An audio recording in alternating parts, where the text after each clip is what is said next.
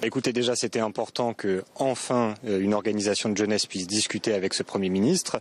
Mais par contre, au-delà de la rencontre et du débat, sur le fond, le désaccord reste entier avec ce gouvernement. Finalement, on nous a expliqué que c'était possible de discuter de tout, mais par contre, pas du projet de loi travail et de toute façon reporter des discussions à plus tard. Donc c'est pour nous un vrai problème. Le désaccord aujourd'hui avec ce gouvernement, il repose sur le contenu du projet de loi travail. C'est ce projet de loi qui a fait que des centaines de milliers de manifestants sont descendus dans la rue mercredi, et c'est contre ce projet de loi travail que dans les semaines qui viennent, de nouvelles mobilisations auront lieu. Quelle était la tonalité, William Martinet, de ces discussions avec le Premier ministre? Est-ce que vous avez l'impression que vous pouvez parler le même langage avec Manuel Valls, que vous pouvez à peu près vous comprendre?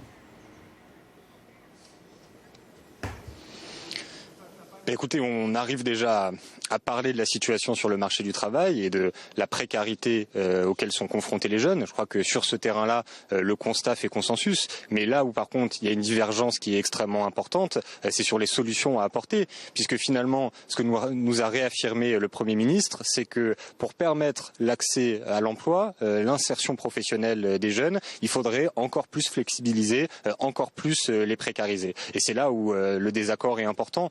Hors de question pour nous de discuter de à quel niveau la précarité des jeunes pourrait augmenter. La situation, elle est déjà intenable, et ce qu'on attend d'un gouvernement de la priorité jeunesse, c'est qu'au contraire, il apporte des réponses sur le fond, sur la question de l'accès à l'emploi stable, de la reconnaissance de nos diplômes dans les entreprises, de l'accès aux droits sociaux. Et malheureusement, sur toutes ces questions, tout ça a été reporté à des discussions à plus tard, peut-être avec les partenaires sociaux, mais aucune réponse ferme de la part du gouvernement.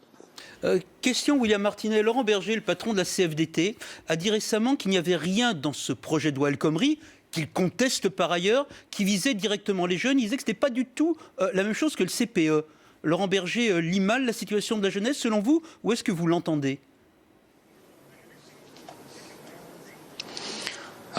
Je crois que c'est surtout une question de formulation. C'est vrai que dans ce projet de loi, il n'y a aucun article qui vise une catégorie de la population en fonction de son âge. Les choses ne sont pas écrites comme ça dans le projet de loi. Mais ça ne veut pas dire, évidemment, que ce projet de loi, il n'aura pas d'impact sur les jeunes pendant leur insertion professionnelle.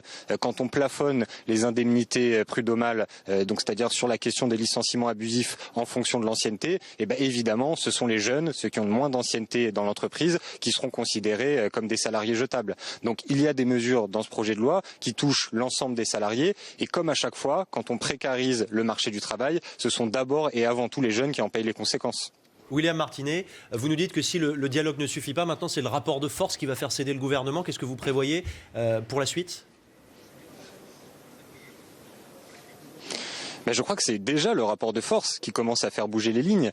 Souvenez-nous, il y a quelques semaines, on nous expliquait encore que ce projet de loi, il ne concernait pas les jeunes. Il y a quelques jours, le Premier ministre refusait encore de consulter les organisations de jeunesse.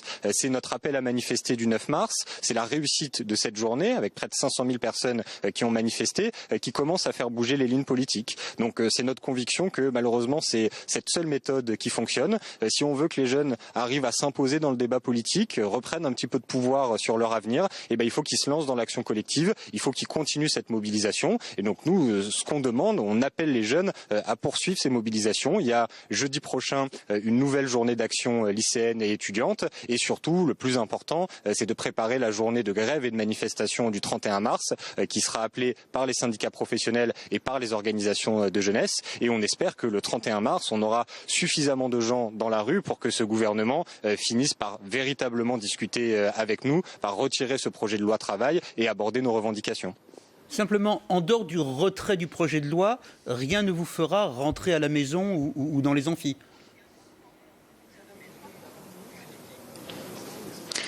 Non, il faut retirer ce projet de loi. Son contenu est profondément régressif pour les droits des salariés et en particulier des jeunes. Donc la question pour nous n'est pas de discuter de quel niveau de précarité serait tolérable en échange de quelques avancées sur tel ou tel sujet. Hors de question que ce gouvernement aggrave la précarité des jeunes. Donc il faut faire disparaître ce texte et relancer des concertations, réfléchir à une nouvelle politique de l'emploi. Je le disais sur la question de l'accès au CDI, aux droits sociaux, la reconnaissance de nos diplômes, toutes ces questions qui sont fondamentales, il faut pouvoir les aborder dans un cadre serein, ce qui n'est absolument pas le cas pour l'instant.